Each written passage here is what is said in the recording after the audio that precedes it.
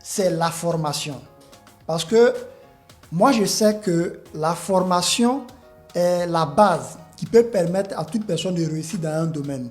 Aujourd'hui, on se plaint un peu, nous tous sur le marché, on est diplômé et qu'on ne réussit pas facilement à s'insérer. Mais j'ai eu à faire tellement de recrutements quand j'étais dans d'autres structures. J'ai eu à gérer En 2019, je me suis retrouvé à gérer environ 12 stagiaires.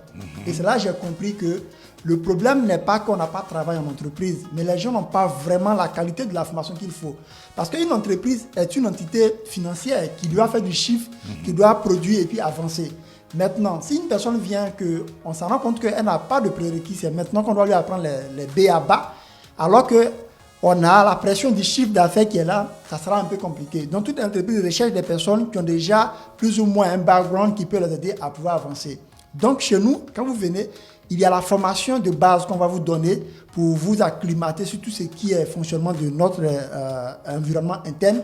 Et par la suite, il y a la formation continue qui va vous permettre de pouvoir maîtriser au fur et à mesure. Parce que aujourd'hui, pourquoi je recommande plus la formation? Je prends même vous-même votre cas. Peut-être vous avez eu votre licence, votre master en 2005, en 2010.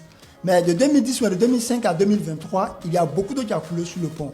Il va sans dire que dans votre domaine, si c'est la communication, il y a des innovations qui ont été apportées dans le domaine. Du coup, si vous ne faites pas de formation pour actualiser vos connaissances, à un moment donné, vous serez has-been. C'est-à-dire que vous êtes communicateur, mais il y a des réalités que vous ne maîtrisez plus parce que vous ne suivez pas des formations continues. C'est pourquoi il est important de faire des certifications au quotidien, chaque 2 ou 3 ans, pour actualiser ses connaissances dans son domaine de prédilection, dans son domaine de formation, afin de ne pas être dépassé. Surtout avec l'ère du digital où tout va à une vitesse très fulgurante. Donc chez nous, c'est la formation d'abord qu'on donne. Par la suite, la valeur humaine. Moi, je le dis tout le temps, chez nous, l'être humain est plus important que tout.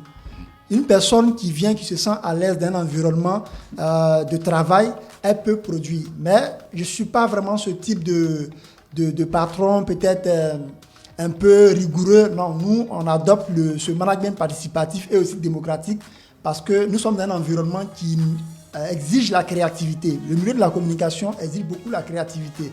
Donc, il faut permettre à tout un chacun de pouvoir se sentir à l'aise afin de clore. Et ce sont ces nouvelles idées, quand on met ensemble avec des séances souvent de brainstorming, qui nous permettent de récolter des idées nouvelles pour permettre à l'entreprise de pouvoir avancer. Donc, ça permet à chaque personne de pouvoir posséder l'environnement de l'entreprise, prendre cette entreprise comme sienne et pouvoir travailler pour faire avancer. Donc, en un mot, c'est 2 mains qui se lavent chez nous, c'est 1 plus 1 qui égale à 2 chez nous en fait. 1 plus 1 égale à 2.